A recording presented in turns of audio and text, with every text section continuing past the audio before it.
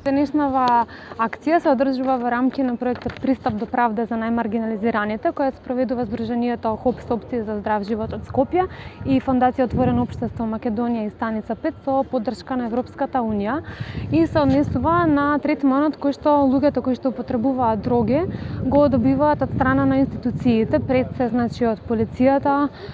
јавното обвинителство и судовите.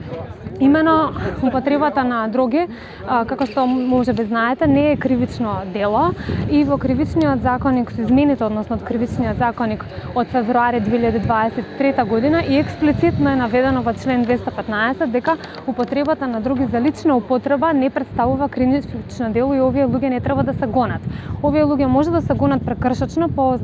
законот за јавен ред и мир со глоба од 100 до 250 евра доколку се употребува дрога на јавно место. Меѓутоа праксата покажува дека во Македонија овие луѓе доживуваат недобар третман кој што не е соодветен со законската регулатива, односно често се претресувани од полицијата, заплашувани, па и многу често гледаме случаи каде што се уште се гонат кривично иако тоа не представува законска регулатива. Ваквото разединување на законите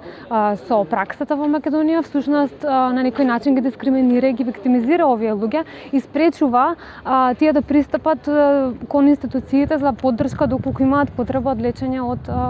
зависности. Додека можеме да видиме дека праксата во другите земји води кон една